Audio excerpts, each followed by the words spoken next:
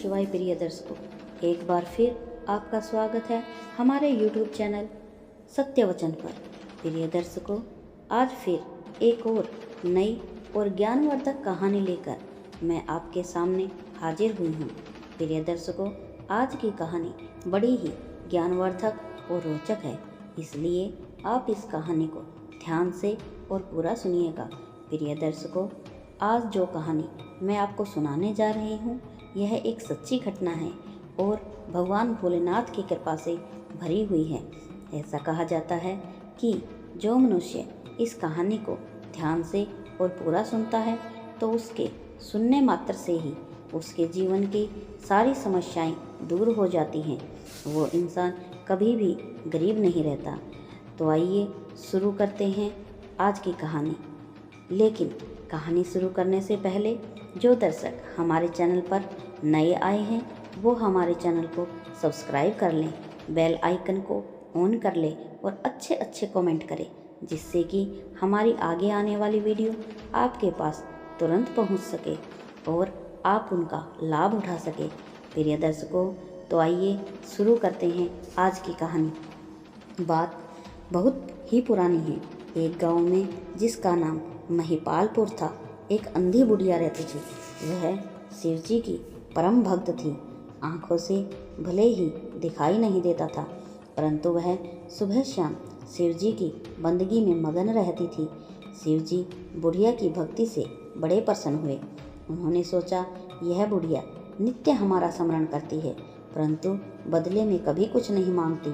भक्ति का फल तो उसे मिलना ही चाहिए। ऐसा सोचकर शिव जी एक दिन बुढ़िया के सम्मुख प्रकट हुए तथा बोले, माई, तुम हमारी सच्ची भक्त हो। जिस श्रद्धा व विश्वास से हमारा स्मरण करती हो, हम उससे प्रसन्न हैं। अतः तुम जो वरदान चाहो हमसे मांग सकती हो। बुढ़िया बोली, प्रभु, मैं तो आपकी भक्ति प्रेम भाव से करती हूँ। मांगने का तो मैंने कभी सोचा ही नहीं, अतः मुझे कुछ नहीं चाहिए। शिव जी पुनः बोले, हम वरदान देने के लिए आए हैं। बुढ़िया बोली, मुझे मांगना तो नहीं आता। अगर आप कहें तो मैं कल मांग लूँ, तब तक मैं अपने बेटे और बहू से सलाह कर लूँगी। शिव जी कल आने का वादा करके लौट गए। बुढ़िया का एक पुत्र व बहू थे। बुढ़िया ने सारी बात उन्हें बताकर सलाह मांगी। बेटा बोला, माँ, तुम शिव जी से ढेर सारा पैसा मांग लो, हमारी गरीबी दूर हो जाएगी, सब सुख चैन से रहेंगे। बुढ़िया की बहू बोली, नहीं, आप एक सुंदर पोते का वरदान मांगे, वंश को आगे बढ़ाने वाला भी तो चाहिए। बुढ़िया बेटे और बहू की बातें सुनकर असमंजस में पड़ गई। उसने सोचा, यह दोनों तो अपने अपने मतलब की बातें कर रहे हैं। बुढ़िया ने पड़ोसियों से सलाह लेने का मन बनाया। पड़ोसन भी नेक दिल की थी। उसने बुढ़िया को समझाया कि तुम्हारी सारी जिंदगी दुखों में कटी है, अब जो थोड़ा जीवन बचा है वह तो सुख से व्यतीत हो जाए। धन अथवा पोते का तुम क्या करोगी? अगर तुम्हारी आंखें ही नहीं हैं तो यह सांसारिक वस्तुएं तुम्हारे लिए व्यर्थ हैं। अतः तुम अपने लिए दोनों आंखें मांग लो। बुढ़िया घर लौट आई। बुढ़िया और भी सोच में पड़ गई।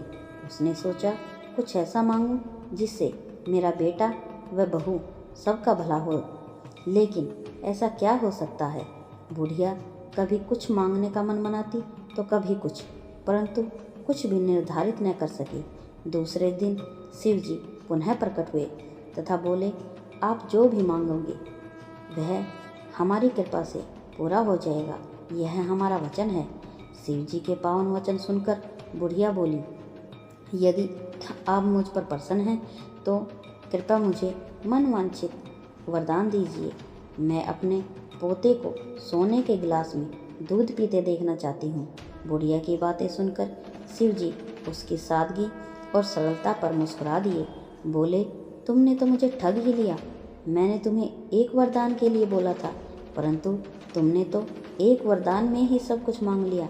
तुमने अपने लिए लंबी उम्र तथा दोनों आंखें मांग ली, बेटे के लिए धन व बहू के लिए पोता भी मांग लिया। पोता होगा, ढेर सारा पैसा होगा, तभी तो वह सोने के गिलास में दूध पिएगा। पोते को देखने के लिए तुम जिंदा रहोगी, तभी तो देख पाओगी। अब देखने के लिए 2 आंखें भी देनी पड़ेगी। फिर भी वह बोले, जो तुमने मांगा वह सब सत्य हो जाएगा। यूँ कहकर शिवजी अंतर्ध्यान हो गए। कुछ समय पाकर शिवजी की कृपा से बुढ़िया के घर पोता हुआ बेटे का कारोबार चल निकला। बुढ़िया की आंखों की रोशनी वापस लौट आई। बुढ़िया अपने परिवार सहित सुखपूर्वक जीवन व्यतीत करने लगी। तो दोस्तों, इस प्रकार से एक बुढ़िया ने शिवजी को आखिर में ठग ही लिया। जय भोलेनाथ। हे भोलेनाथ, हे प्रभु, जिसने इस कहानी को पूरा सुना है, आप उसकी हर इच्छा पूरी करिएगा।